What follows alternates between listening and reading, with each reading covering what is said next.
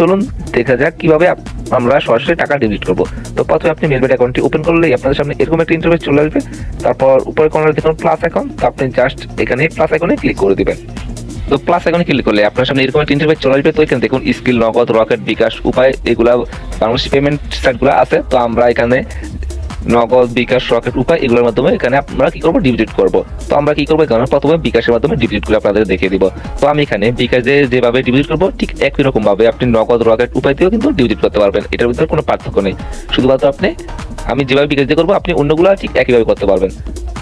অবশ্যই নগদ, বিকাশ, রকেট যেগুলোর উপরে আপনি টিপ দিবেন, তো এখানে তার একটা মিনিমাম অ্যামাউন্ট লিখে দেবে। তো আপনারা ওই মিনিমাম অ্যাকাউন্টটার উপরেই আপনি ডিপোজিট করবেন, এর নিচে করলে কিন্তু আপনি টাকা পাবেন না। তো এখন আমরা কি করবো, বিকাশ যে নাম্বারটা আছে এটা এখান থেকে কপি করে নিব। তো আমরা এখান থেকে কপি করে নিলাম।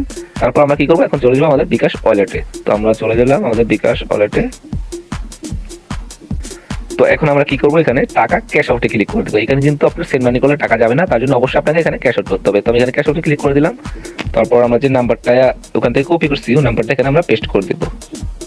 নাম্বারটা পেস্ট করে দিলাম, তারপরে চিহ্নতে ক্লিক করে দিলাম। তো এখন টাকার পরিমাণ আপনি কত টাকা ডিপোজিট করতে পারবেন।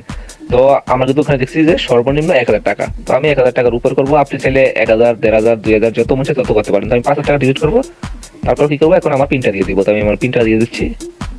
তো পিনটা দেওয়া হয়ে গেলে এখানে ক্লিক করে দিব। তাও এখানে দেখুন এখানে 5000 টাকা। তো আমি এখানে ক্যাশ আউট করুন ধরে রাখলাম।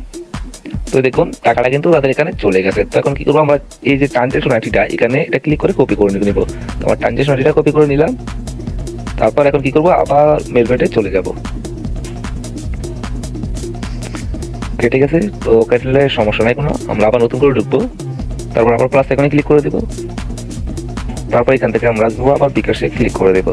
তারপর উপরে এখানে দেখুন অ্যামাউন্ট, তো অ্যামাউন্ট জায়গায় আমরা যে 5000 ক্যাশ আউট করছি, তো এখানে 5000 টাকা লিখে দিলাম। তারপর নিচে এখানে দিবেন আপনার বিকাশ ওয়ালেট নাম্বার। আপনি যে নাম্বার থেকে তাদেরকে টাকাটা পাঠাচ্ছেন, আপনার যে পার্সোনাল বিকাশ নাম্বারটা ওই নাম্বারটা এখানে দিয়ে দিবেন। তো আমি আমার পার্সোনাল নাম্বারটা দিয়ে দিতেছি।